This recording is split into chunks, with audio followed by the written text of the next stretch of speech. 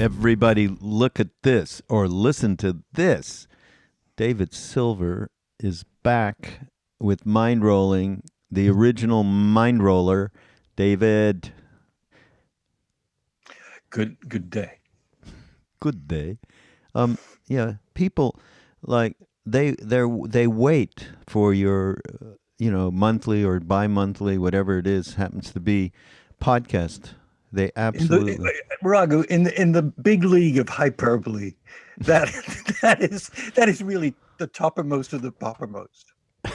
Nobody, no. nobody's waiting for that. Yeah, they're No, waiting. three And people in Manitoba. yeah, no, Glenn in London is Oh, Glenn waiting. in London. Yes. Hi, Glenn. Glenn. Hi, Glenn. Yeah. Glenn. Uh, Glenn sends us the most wonderful material on a week-to-week basis, helping in all sorts of ways, not just with the podcast, but with the foundation and projects we have. And he suggested something today that we are going to get into a little bit, so I'm happy about that. And and one of the things that we do want to do, so David and I discovered a Trungpa book, Chogyam Trungpa Rinpoche, who we love, and we know in some people's orbits is maybe he's a little work, sex, money is the book, right? So some people think a little askance of him because he was a wild Lama. I mean, really wild. But he's one of my, and I'm speaking for you, David, right now, Yeah. most exceptional teachers of all time. And so we found this book. What is it? Sex, Money, and Work, or Work. Money, Sex, and Well, Work? work, sex, money, in no particular order, but yeah. When we first started doing mind rolling, Raghu didn't make a rule, but it was kind of a rule that we didn't sort of exhort about things that we didn't have kind of direct experience, and you can define that any way you want. But the direct experience I had with Trungpa was going to his events, classes. They were classes. You just sat in a chair above you, just like stage above you, and Yeah, 40 or absolutely. 50 people would sit. And it was usually in Vermont where I went Tail of to the Tiger. Tail of the Tiger, right? And even though it was a long time ago, his effect on me was really, you know, incisive. I mean, profound. Every single class, I come out thinking, God, I didn't know that. I really learned from this Y- human being. Yeah, yeah, yeah, You know, absolutely. And really took you outside of your rational mind of approaching spirituality. And we'll tell. I found one thing: his definition for spirituality in this book is worth the price of admission. yeah, Actually, yeah, that's really great. but before we go there, and this is kind of tangential to work, sex, money. Uh, Dave, I found this crazy thing in the New York Times. It's just funny, everybody. And we used to do things for the end of the world. This is not anything for the end of the world. This is like, wow, there's somebody like this in the universe. So here's the heading: Judge John Hodgman. You see him in the New York Times magazine? You read the magazine. I do. You don't know don't. Judge John? Oh, for I God's sake! forgotten So maybe. What? So they write him a letter and they say, okay, you adjudicate this issue. Okay. Oh yeah, yes, right. Right. Thank you. Yes. So Steve writes, my girlfriend insists on going topless most of the time in our apartment. She's 24 years old and beautiful. But I still feel she should save these displays for special occasions. Please order Mia to cover up. Okay, so now Judge John is going to give his ruling, right? He says, I predict you'll miss Mia's habit when she moves out, which she probably should be doing tomorrow. In a romantic relationship, there's a presumed consent that you'll see each other casually naked on occasion. Bottom half nudity might trigger reasonable disagreement. Furniture cleanliness, and regardless of gender. But everyone should feel free to go topless at home. Judge John, wow. If you can't get comfortable with that, you got to split up. It'll be difficult, yes, but Mia just might find another partner who can tolerate the sight of her body, and you might discover what actual hardship is. Is that the greatest thing ever? That I is mean, fantastic. that somebody actually writes the judge about that, number one, and number two is like really uptight about that is holy God, what did we come to here? That is really strained awareness. It's like, wow, man. Strained awareness. That's a new thing you've coined. This is great. Strained awareness. I've never heard of. I mean, yeah, the judge is very good there. I mean, he's very the nuances are good because he says the bottom half display might be a bit, but right. It's not hygienic. Yeah, but very hygienic. Steve really must have had not much to do that day. No. I mean, what? Okay, well. All right. So Glenn, and we were talking about our buddy Glenn, and he suggested a couple of things because he saw the Dalai Lama telling people, condemn the action and not the actor. So this led him to think, and I think he was also, what else? Glenn Mullen. Oh no, that was another example of it. We won't make this too complicated, but he said, "Well, so if Trump does some bad action, we quite rightly are quick to condemn it while struggling never to throw him out of, or anyone out of our hearts.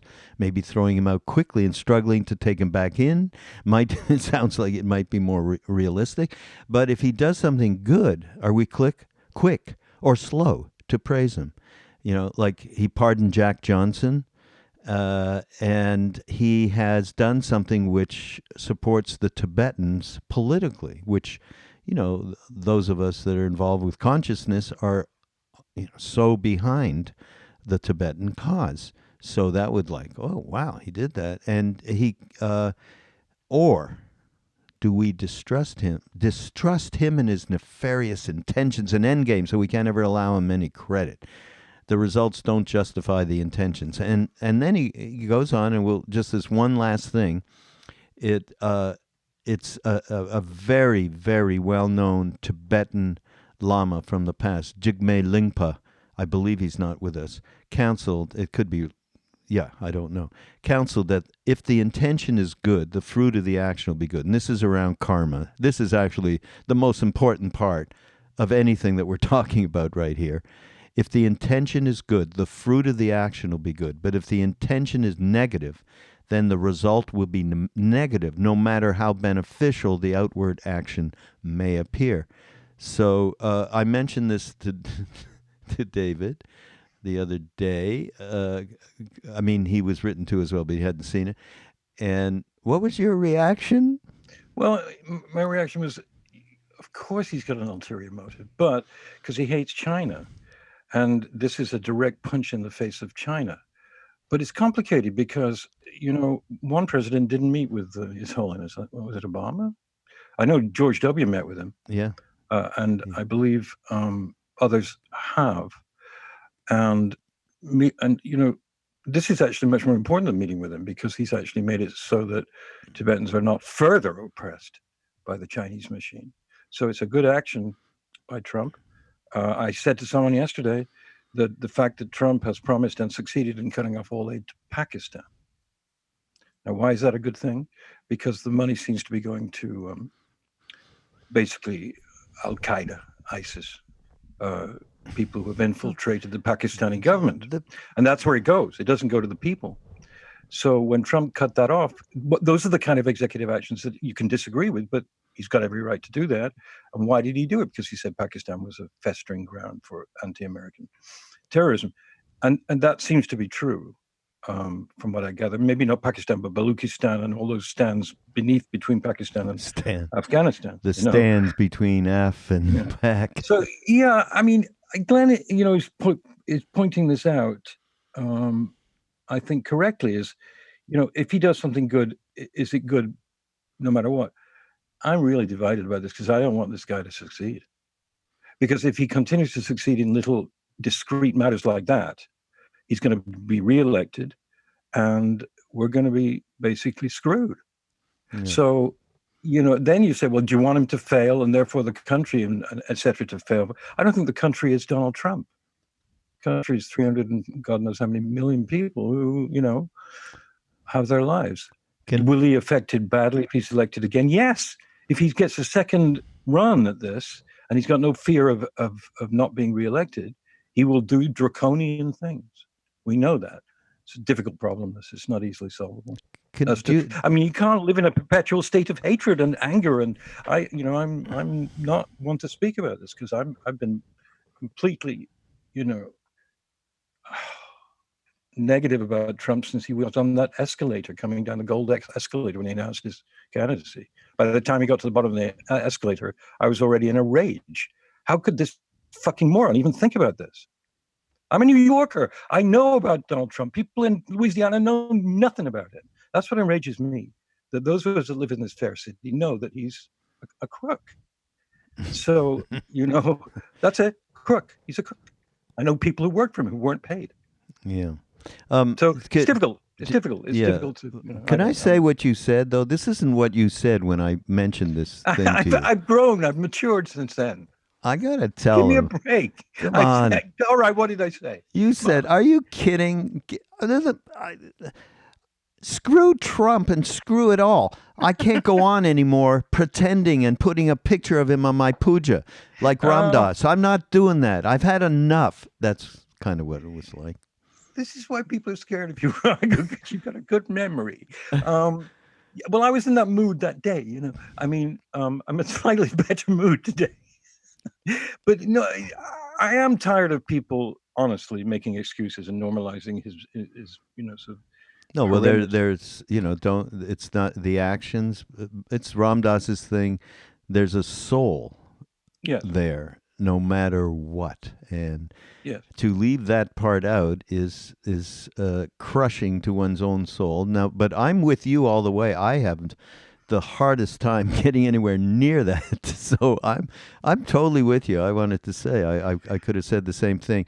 Now, you know what? I was watching Chris Matthews the other night, on CNBC, and in the middle of, and he's always tirade against Trump, right? The whole thing is a tirade against. I mean, I don't know how he'd live. Trump's right. He's supporting this guy and everybody else. And everybody else. Yeah. So you know what he said at one point? He said, "Yeah, and look, Trump is a soul too. Okay, let's make that clear. Something like that." Yeah. It was really terrific. So, how do we get there, Glenn? That's, we all do. As you said, you don't throw anybody out of your heart, which comes from Neem Karoli Maharaj. And at the same time, tell the truth. And the truth is we do throw him out, and then we try and open up in any which way from that other place, which is very hard for us to access when we're triggered like this by this human being.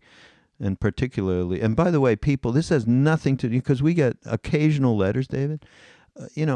What you have to be like? What do you think? You got to be a liberal to be spiritual, that kind of stuff, And I'm like, this is nothing to do with Republicans and Democrats and that kind of thing, although obviously where we feel there's not enough humanity in the Republican Party to care about dispossessed and so on and so forth.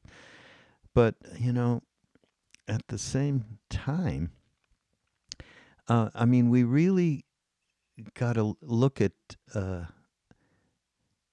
that truth of this is a human being that is highly compromised.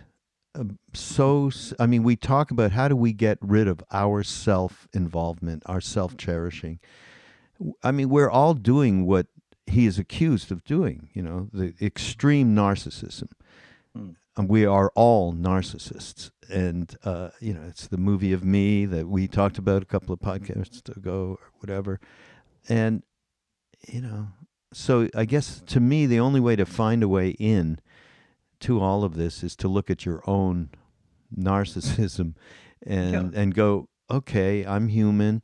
Now, with him, he's affecting us worldwide in a way that is so destructive that from that point of view, he must be stopped in any way possible.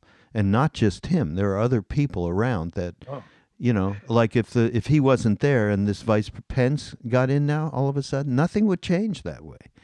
They would not rejoin the Paris Accord, you know. So I'm saying the only way in for me is to look at my own gigantic self-interest and have some compassion for it. Otherwise, I'm going to be stuck in it. So yeah. I mean, we are humans, so yeah, we have proclivities. Thing about, I mean, a couple of people pointed out to me in the last year or so, that if Trump had not been elected and Hillary had in 2016, none of these amazing outbreaks of activism and civil rights, women's rights, gay rights, all kinds of rights would have become so powerful and so public. Because in the liberal sort of centrist Obama, Clinton, Bill, and Hillary thing, people just sort of feel that it's basically okay. They'll be protesting about whatever, but it's not. We don't have a major, sort of Hitlerite running the country. Trump and his gang have aroused, amazing stuff. I mean, the House elected so many really good people. I mean, I watch TV and I watch these women who've come into the Congress who are just incredibly smart and courageous and looking at life in a way that I was just thinking, my goodness, it's like being in 1968 in some ways. That it's Nixon and the Vietnam War aroused our generation to go to the streets and to form all kinds of things, which helped. They moved things along a little better, I think, for this, for the health of the planet. And that's what's happening now. And it's painful right now. And those poor children who are separated from their parents, that's traumatic and evil. It's traumatic. It's just awful. So God knows it's impossible to sort of make a kind of adjudication as to whether this is good or bad or terrible or horrible. There's some good coming from it, which I don't think one has to be a wish fulfillment type of person to recognize. I recognize it because, people are talking about things now. They're really talking about, what will our grandchildren experience? What kind of air will they breathe? And we know the air is worse now than it was 2 years ago because of him and these crooks that he put into the EPA. They're all crooks. I'm just simple on this, and I forgive a crook if he comes. I used to know a real bad crook. And he used to come in a real bad one. And he used to come to my house all the time and ask me to read from Corinthians to him. What? Wait. What did he do? Tell me the story. Well, I mean, after all these years, I don't know that story. I want to know. He was a gentleman who was involved in some extremely violent behavior in Colombia. And how did you meet him? I met him by chance through a mutual friend, and we became friends. I didn't know anything about him. He just was introduced to me, and he was so affable and friendly and wonderful and funny and spiritual. Really? And yes. And then I found out what he sort of did for a living, which was to remove some people from the planet on a regular basis. Holy shit. He talked to me about it heavily at the time and said, do you actually look at me and think that you shouldn't be talking to me? And I said, no, not when I'm with you. But sometimes when I'm not with you, I get shudders down my spine about it, that you've done such things. And, what are you going to do? I mean, it's similar to Trump in a way, because this guy's actually worse than Trump, because he's killed people. But, he needed something that I supplied him. I would talk to him about Ramana Maharshi and show him pictures of the saint and of other saints. And he totally appreciated it. There's a giant dichotomy there. There's a chasm, though. How did he, he never said to you, well, it was, I don't know, self-defense. No, he wasn't proud of what he did, and it was not self-defense. But he went to jail for 12 years. And he was no longer doing it when he was around you. No. I don't know. Oh, Jesus. He wasn't living in my house. I'd see him like 3 times a year, and I never asked him anything, particularly after I found out. But Yeah, right. it may sound kind of funny, but you know, uh, it taught me a lesson in a way. It's like, okay, well, should I just go to the cops, or should I just not allow him in here, or am I just scared that if I don't allow him in here, he'll be angry with me? And there was very complex. And I think that the thing with Trump is very difficult because he is never going to meet us, and we're never going to be able to look at him and go, blah blah blah. It's different when it's a friend or an acquaintance or someone you come into contact with that you just can't stand. That's much more real to me as visceral. Yeah. I mean, someone who there's no right about it. I mean, karmic. Maybe you in some past life or some 5 million past lives, you had a problem with this person. You still haven't solved this particular issue within yourself. Do you know? Within yourself. Yeah. Do you know that in India, a criminal is called a dacoit? I think you know that. Yes. And one really bad one came to have Maharaji Nimkaroli Baba's darshan, and he stepped in the room, and Maharaji rattled off all this bad shit that he did. How could he know all that? And the guy fell apart. That he became a great devotee. He just and never lifted a finger after that. So yeah, how do we know anything? And I have to actually talk about that exactly because this gentleman has been out of jail for 5 years now, and I know what he's doing, and he's living a very humble life and is extremely part of a community and has dropped all that. When I knew him, I don't know whether he dropped it or not, but now I know he has because I had news of him. He's been out for a while, and forgiveness is part of it, right? Right. It's a huge part of it, really, and but that's extreme. What about when someone really ostensibly is driving you crazy at work or play or wherever? Relationship or money. So we have found the answer. Work, sex, money, real life on the path of mindfulness. Chogyam Trungpa Rinpoche. Thank you. And, these were taken at, just when he came back came to America from Scotland. And they were talks that he gave actually in 71, 2, like that. And, transcribed and put into this book. But, can I just read one thing that started? Because can I just ask you a favor? Yeah, I'm sorry. Please read what you're going to do. But the way I would hope we could do this is you initiate something that you've noted. Yeah. And talk about it. And then I'll find it in the book because I've, sort of highlighted everything, but I haven't extrapolated from that. So I have to go to that little section. And so I'll read something. I don't know, but sharing with our listeners our modus operandi to do the podcast is... Well, it's an unusual case because it took me a while to read this book, and I did it very carefully, but I didn't actually make notes that I can refer to. Right. Okay. Well, but David and I were talking before we got on, and I said, "Geez, there's so much in here that's beyond anything around work, sex, money. It's around how to live right." Period. And in this particular passage, which is right, it's actually in the introduction, David, from Carolyn Gibeon, and she just talks about how in 73, Trungpa replied to a letter from somebody he'd never met with these comments about his personal life, in which he explains the meaning of meditation in action.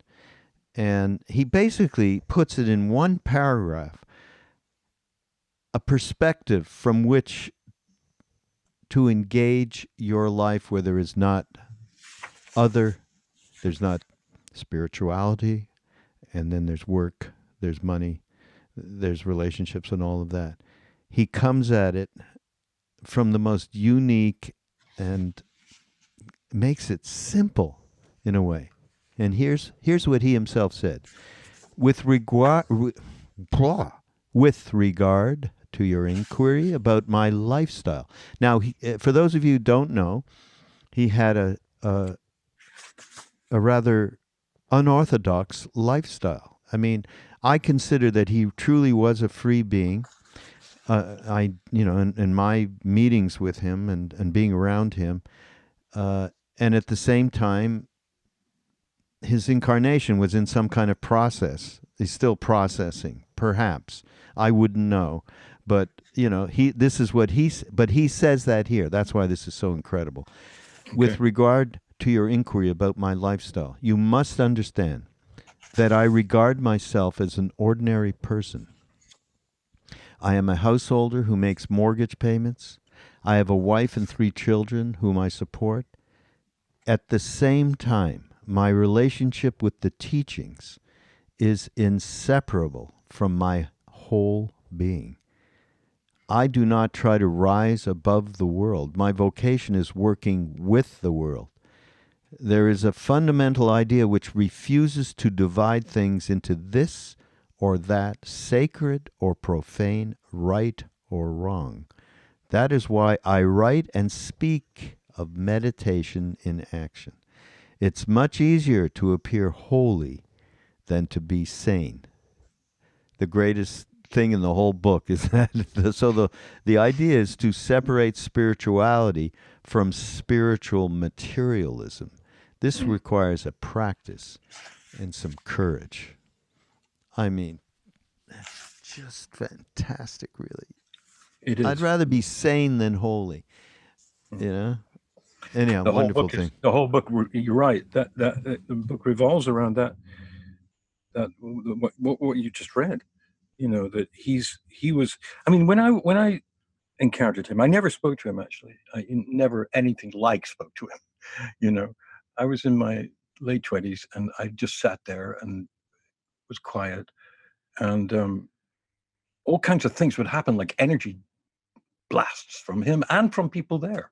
It was quiet, but all sorts of stuff would go on. There would be debates, there would be arguments, people would defy him. One guy in particular, I remember in Vermont, really sort of defying him. And his demeanor was so amazing because he always had a bit of a smile on his face. And we should tell people that when you met Trungpa, he was usually dressed in a very nice brown Harris tweed sports jacket, gray slacks, a tie, and a starched white shirt, and brogue shoes, shiny ones. And his hair was well kempt, and he wore glasses. And, he certainly was clearly a Tibetan, but there were no robes around. In fact, to my memory, there was no iconography around. There was nothing around. There was just, we did it in a church, and there was a simple, quiet room. And he spoke in this very quiet but firm voice. And my experience with him was just, my self-awareness would grow exponentially after one of those sessions.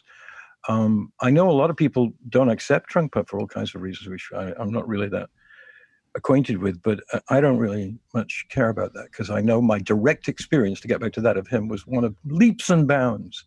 Leaps and bounds. It was like Ram Dass. It was very parallel with Ram Dass, that these two gentlemen knew things that I had not yet graduated to. And therefore, they inculcated in me a sense of self-awareness and a sense of how not to judge and how to be as fully aware as you could be of your own mirrorings of things that you thought were bad or inferior to you out there that were deeply within and really, really sort of inset in you. Like, my God, you had to dig them out with the shovel. And I've always thought of it as like Trungpa always made bells go off in my head.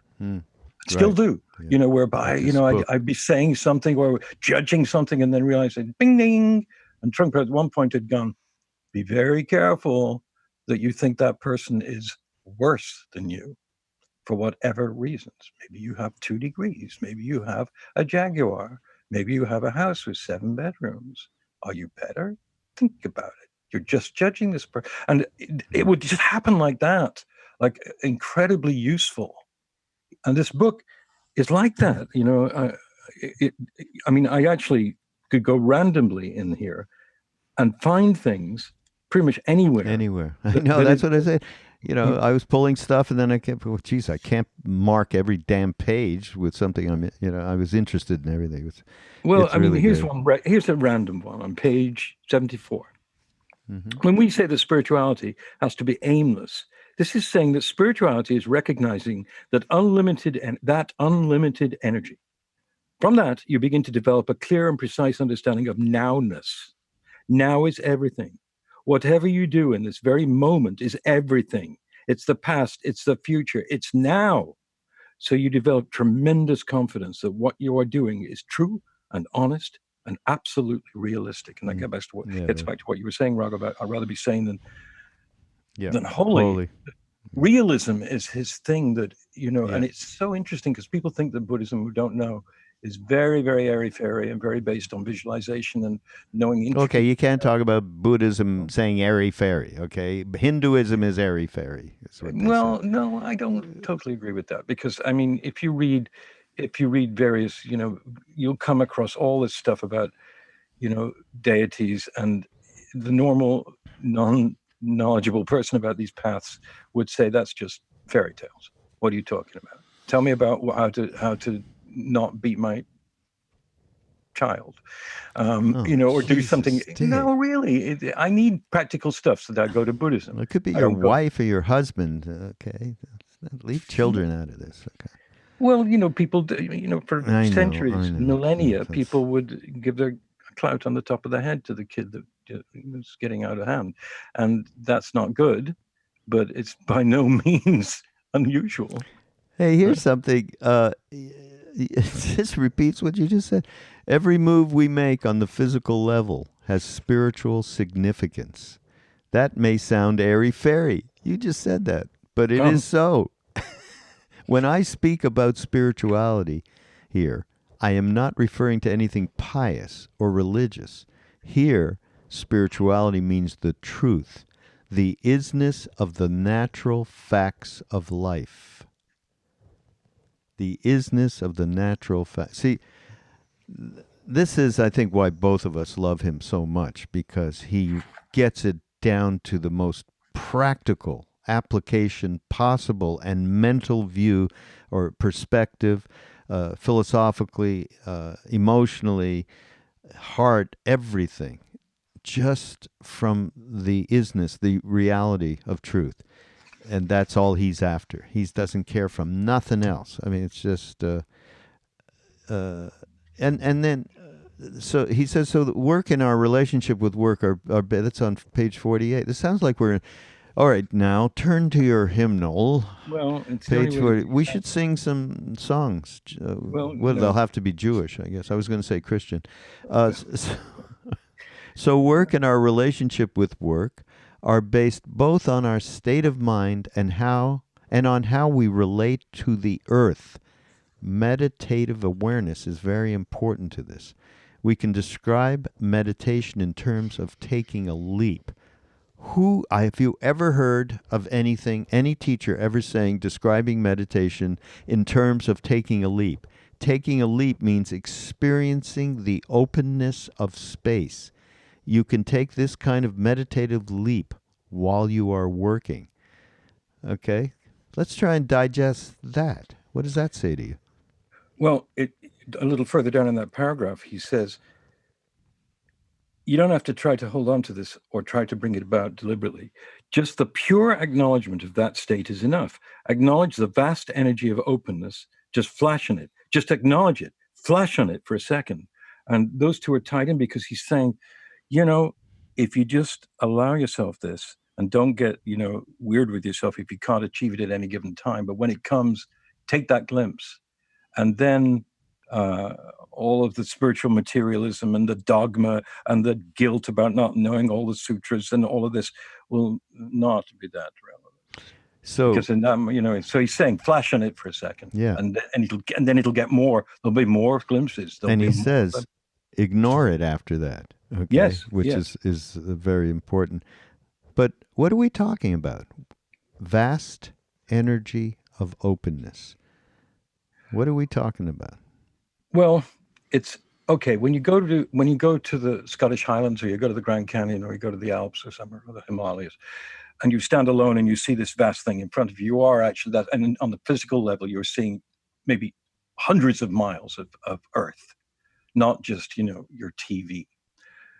The correlative of that, I think, spiritually and philosophically, is that you are, in that second, you are actually acknowledging that a vast universe lives within and without you, and that all your absolutely petty anxieties and desires and guilts and fears disappear in that moment, because you realize, whoa, I'm just this little one amongst this vast consciousness is constantly changing and it's never the same. And this moment of now is unique. Boy, he's saying, if you acknowledge that and passion it, and you make a practice of it, if you like, without becoming obsessive, you're not going to fall into the pit of the me movie anymore. Yes, you will, but you'll practice and you'll come out of it quicker. You'll say, okay, that's ridiculous. In this moment, I am aware of the fact that I'm part and parcel of the divine.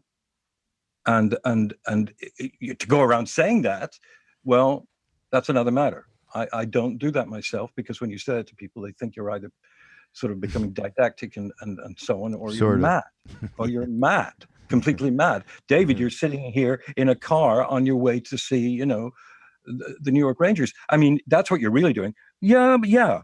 But non-attachment is about both doing what you're doing within your karmic envelope, within the exquisite karma, which is the conditions of your life and the internal goings on of your individual incarnation, doing that simultaneously with capturing and recognizing those moments that interrupt that.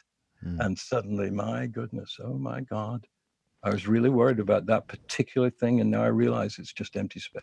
And especially in relationship with work, which is what, of course, one of the main topics here that he's bringing up in this book. And I think that sense of openness, the energy of openness, I think that it means also that we stop being so consistent with our judgment and choices, thinking, if you start to realize that many times your motives are so self-referential, they're so self, as the Buddha say, cherishing, that there's no way that you can actually be open in the situation. And I mean to make the right decision in terms of a work-related situation. So that sense of the energy of openness is, you go into a meeting sometimes, and especially for me in the nonprofit world where I've been on boards and am on, you see people really coming from, there's supposed to be a unified idea that we are doing this in service of whatever the mission is. And then you see people so invested in their own belief in rightness and righteousness and so on, that it becomes just this horrible experience of people in conflict. And in that same way, in other work situations, the more that you think you're the only one that knows the right thing, and the more that your judgments and considerations are coming from a self-preservation place, that is not open. That is not the energy of openness. So the energy of openness, and the way I hear it, and he says it takes courage, because you're giving up your story. You're giving up what you believe is truth, in a relative truth, and you're not accessing intuitive truth inside, which is the real connective place where we all connect into. And so that to me is an energy of openness, and he talks about it. He says openness here, and this is his translation, refers to a meditative state of simplicity or lack of complication. The absence of complications becomes simplicity. Within simplicity, there's room to do things, to move about. This is true of everyday actions as well as formal meditation itself. And that, I think that's, that is what I just mentioned. I believe he's speaking of here when he says the absence of complications. And that's all of the choice and judgment complications that we have in our minds all the time, which get in the way of simple and direct acknowledgement of reality and truth. And just the openness that you don't hold on to anything anymore. You talked about that before. Once you acknowledge this, you don't hold on, you ignore it. So you start to have a relationship with that place that you talked about. When you go to the Alps, you feel the gigantic nature and interconnection of everything, especially nature. Nature is a great way, a great meditation that way, to relate with this sense of openness, obviously. I mean, I never forget being in, first time I saw the close up, fairly close up, like 75 miles by the crow, the 9,000 foot peaks in the Himalayas. And everything stops and you feel, talk about a sense of openness, and how to bring that into your daily life is how to stop the complications that we have with our minds. Yeah, the openness.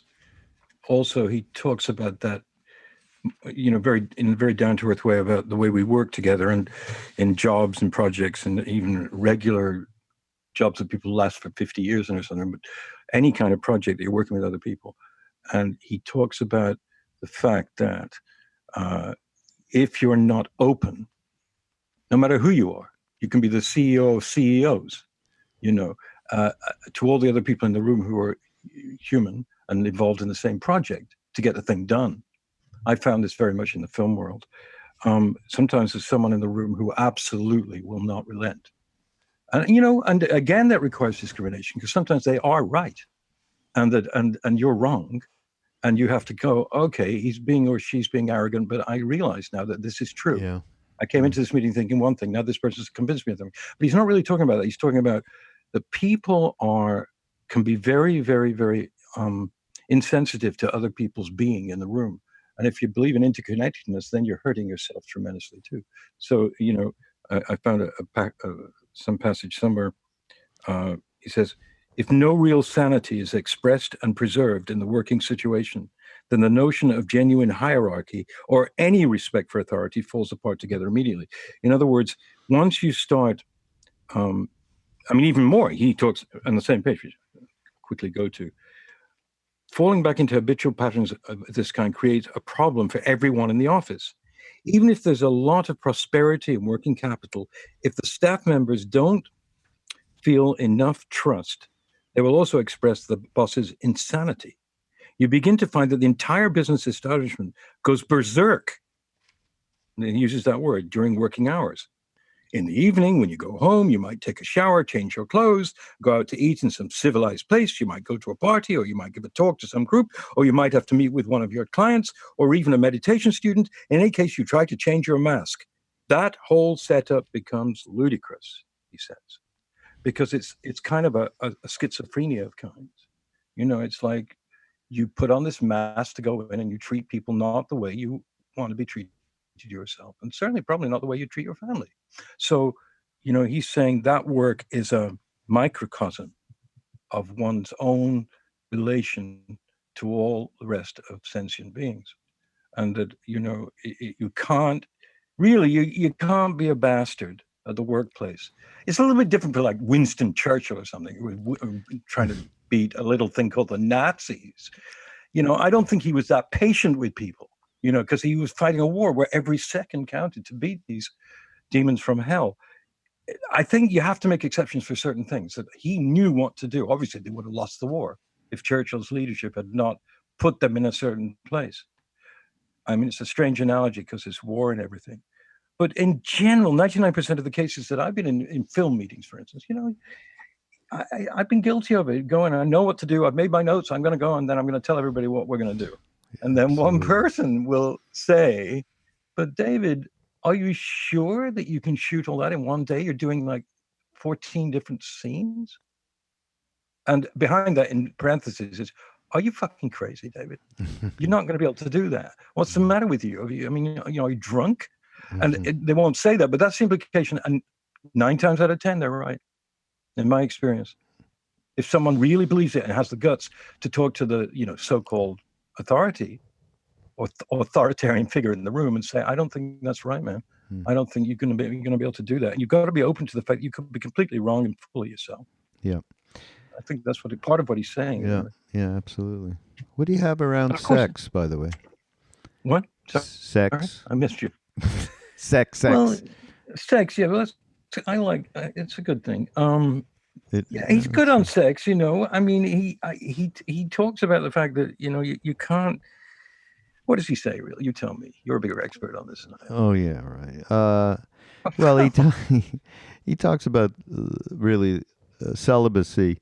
He says only applicable to certain types of people. Not many people can achieve passionlessness by totally denying the expression of passion. Most people are still left with the desire to express their passion physically. If we don't embrace this orthodox discipline, how do we manage our passion? And he suggests the whole other view of passion and relationship, which takes another approach to the subtlety of the basic primeval energy we were he talked about in the previous chapter. We could call this second approach working with pure passion. So this is his core around this issue. In many ways, pure passion is just passion in the ordinary sense, but at the same time, it's what's called Vajra passion. Indestructible. Vajra is indestructible in nature. It is wild passion, so that it has no egoistic networks or wire mesh around it. It is free passion, wild passion, unleashed passion. It is passion that hasn't been directed by any sort of switchboard. It's more powerful than the ape-like quality, and the ape-like quality is possession, right? Passion with possession. That many relationships, shall we say, have that quality to them. It contains qualities of sparkling light, a wisdom quality as well. Because who's ever heard about passion talked about this way? It has tremendous consuming energy which does not pass through any filters or networks. That kind of passion, whether it is connected with sex or anything else desirable that arises in life, is genuinely wild passion. Ego and its intelligence are living in a world that does not acknowledge any other dimensions. So it's a distinctly right away, this kind of passion is coming through heart and intuition. It is not coming through mind and ego. And the way that we direct ourselves to fulfill desires of passion is ego point of view. And so I think it's pretty great where he destructs that concept of that our relationship with sex is based on ego. And it's false because it's so polarized into gratification. So this is why what he's coming up with again is the theme of the whole book and the theme of everything he ever wrote about, meditation in action. And that's the relationship. And he's calling it Vajra passion. It's really... Yeah, it's great. I love that expression, Vajra passion. I mean, it is true that he, nobody really knew what his life was like, actually. People have made all kinds of suppositions about it. But he was obviously someone who was unpredictable in many ways. And in this thing, he's saying that's not really what he was talking about. He was talking about, being as one with your partner is like being as one with the universe and with God. And what does that mean, being as one? Well, it can mean, obviously, sexual intercourse or sexual behavior.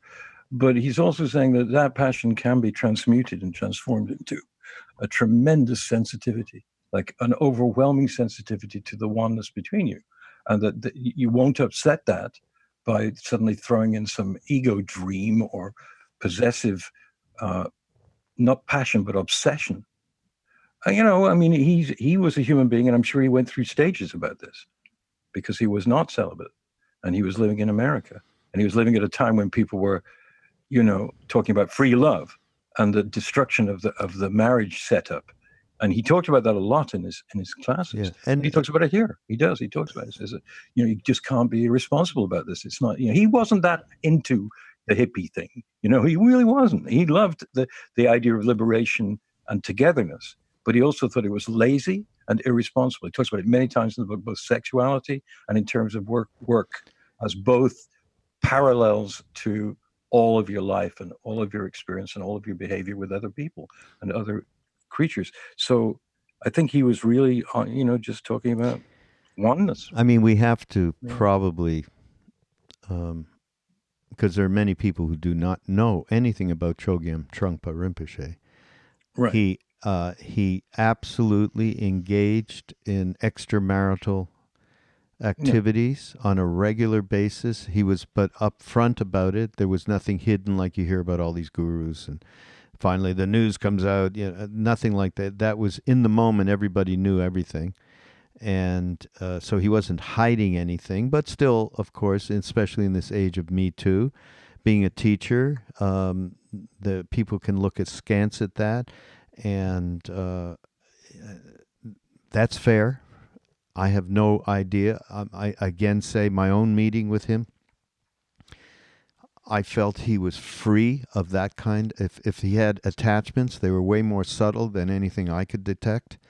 And he was free of that kind of being bound by anybody's thinking about him in any way, and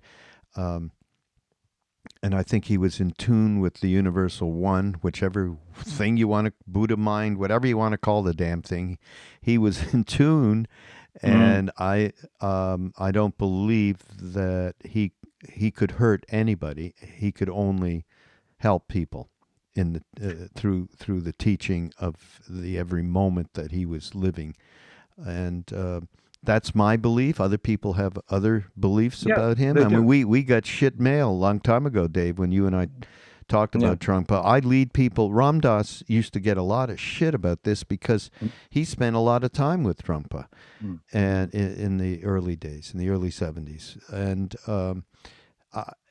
he would get shit about it. He actually, so everybody out there, and I know on Mindrolling show notes, we'll get this done, where there was on Ram Dass Here and Now, I'm pretty sure I put out a couple of talks, and one in particular, Ram Dass gave a talk about Trungpa, and people thinking, he actually said, people think I'm completely nuts for saying anything good about him.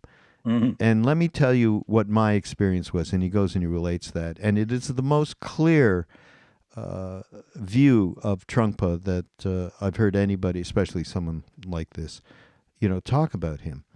But there has been, I mean, there's a whole, there's been a scandal in the last year with Shambhala and the teachers and his son, who isn't him, and his son thought he could be him, I guess, because he was, there was a lot of sexual misadventures that hurt people.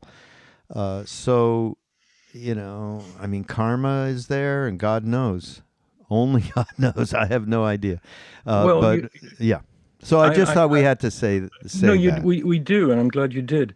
I mean, I didn't encounter him a million times, but I don't even know how many times I was in his presence, but it wasn't as a friend or it was, as a chela, as a student in front of him.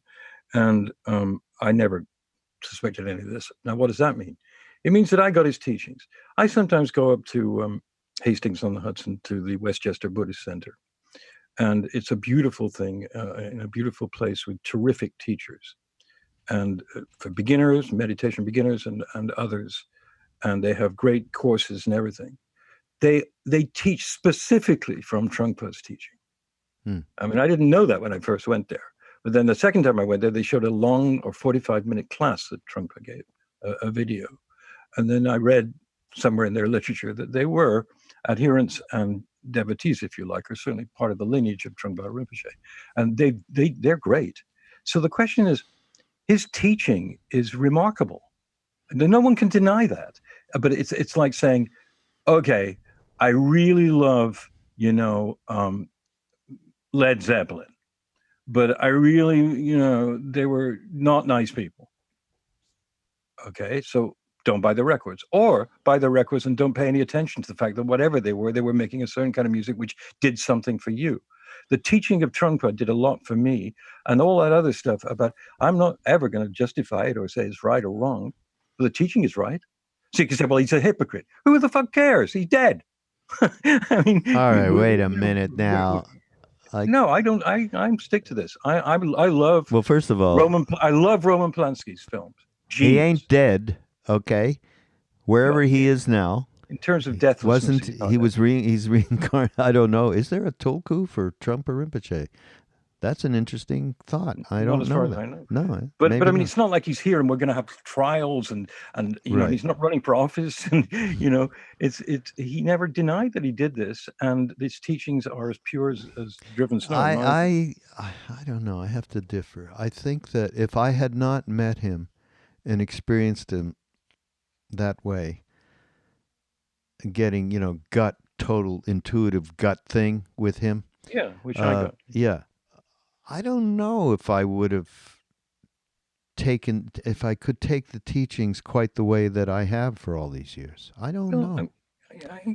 Fine, but I mean, I don't know exactly what I feel about this, because I read the books and I remember him and I learn stuff, and I don't go out there preaching. Enough, right? It's enough of me, It's like Dayenu. I think Mel Gibson's made incredible movies. I know this sounds like a trivial thing, but I think Mel Gibson is a really great director, as a matter of fact. He's done some remarkable, fabulous, transformative movies. He has. The fact that he was a bit of a churl, and his father was an anti-Semite does not thrill me. But, I feel the same way about Polanski. I feel the same way about Woody Allen. I love them as directors, and I'm in the film game. All right. Well, but we can't. This transcends that. Although I get the point. But I hear you, and I don't know whether it transcends it. It's beneath it, I think. But no. I mean Trungpa. When we're talking about somebody who has this kind of influence on people. But isn't the reason people are against him is entirely about that, rather than his teachings? Absolutely. They don't say his teachings. They say, well, his teachings are great, but he was horrible. No. They absolutely say it's all bullshit because he lived that lifestyle. And that immediately is in their minds, convicts them. Listen, it's a reality. But I honor what you're saying. I don't give a shit. I'm getting these teachings that have really done something in my life, and I'm saying I'm not sure if I hadn't met him if it would have had the same effect. But listen, everybody out there, this is his thing. I mean, we're talking about sex, one of the most difficult subjects for anybody, but particularly Westerners. We are so hung up on, it's very difficult. So he's talking about what the pure passion and the Vajra passion, and then he starts to talk about, that passion has a wildness and a freedom. And usually when we think of that, we think of animal or ape-like quality. We think of something like a gorilla escaping from the zoo. However, it's a description of ego's compassion. If you really let loose properly, however, this basic nature is comparable to the gorilla in the wild, not the one in the zoo. All right, at the stage before it has ever been captured, before it has ever been put in a cage, as though it were still in the primeval state of roaming in the jungle, and that's the keyword, primeval state. If you really let that primeval aspect of passion loose, it isn't going to destroy anyone, because that passion has a balanced state of being as part of its natural instinct. I mean, that is that to me, I believe he was living that. Okay, I do believe he was living what I he's do talking too. about.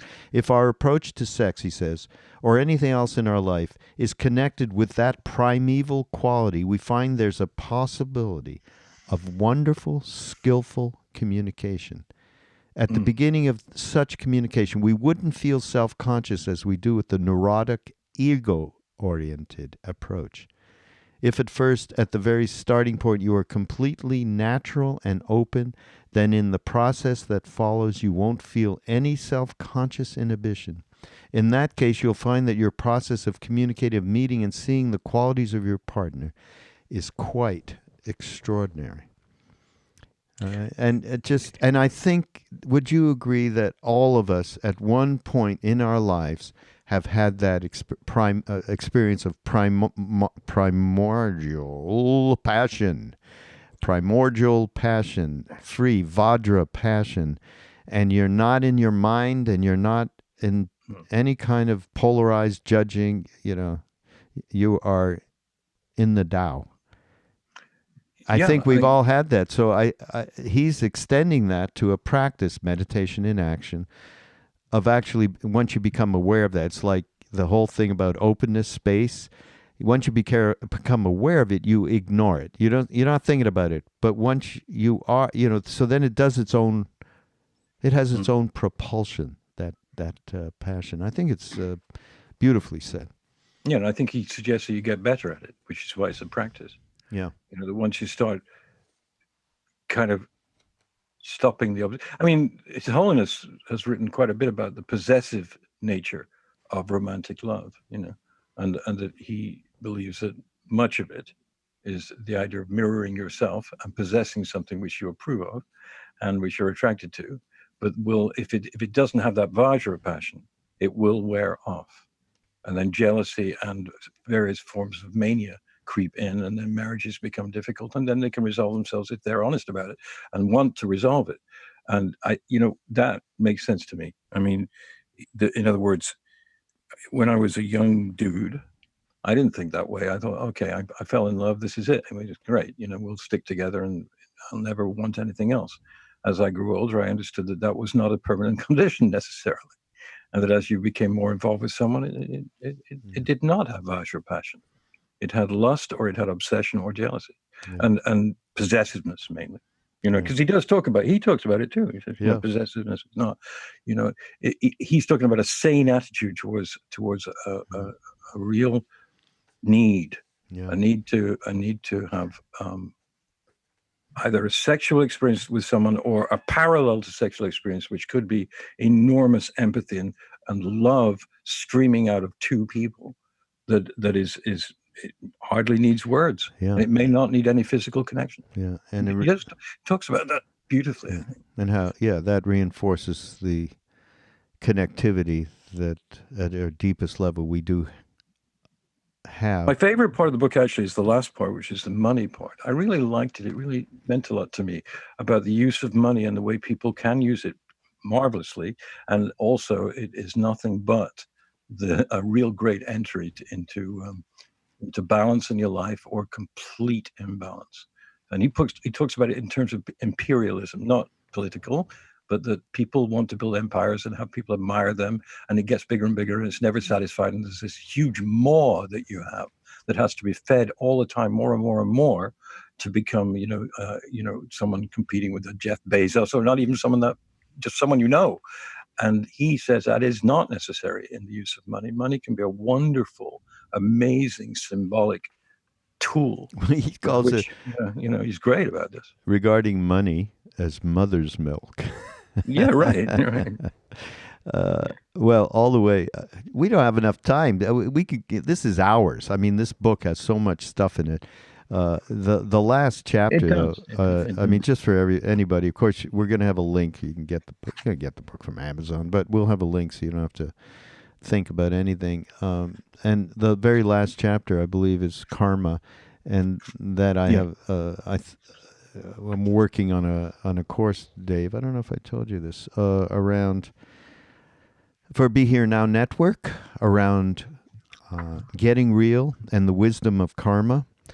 and I saw all this wonderful stuff because I've talked to a lot of our friends, our Buddhist friends, and it all came from Robert Svoboda's book. Robert, right? Yeah, And yeah, Robert, the third book in the Agora trilogy is called The Law of Karma, and his guru Vimalananda's view of that is so extraordinary. And of course, Trungpa, everything he has to say about this is so right on. It's just fantastic. But we probably have to come back to this at some point. It's so great. After that chapter, there's panoramic awareness, which is right.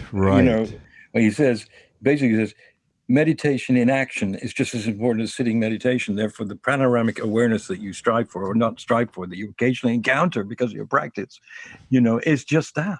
It's this vast awareness, this accessible, and karma is, I think, the way he puts it, karma for a moment, just becomes an invisible force, because you've gone to that place and you've recognized it. And he's great on the business of integrating, if you like, philosophy with daily life. How do you do it? Well, he tells you how to do it. Yeah, no, yeah. Not only in this book, but everything he ever wrote, which means a lot more to me than just sort of dry stuff. He says in his book also that you don't have to read everything and know everything that's been written about something and have all the details if that's not your path. That for some people, it's very satisfying to do that. I mean, the bottom line in this book about every subject that he's talking about spiritual, what is spirituality versus all of it. It goes back to that first thing I read, quoted from him, which basically I'll interpret it a little bit. I'd rather be sane than full of shit. Yeah. Right. Holy. Yeah. He calls it holy. Yeah. So in order to do that, in order to create this kind of spaciousness that he's talking about, meditation in action is the realization through mindfulness of the attachment we have to our thoughts and our stories, period. So that's where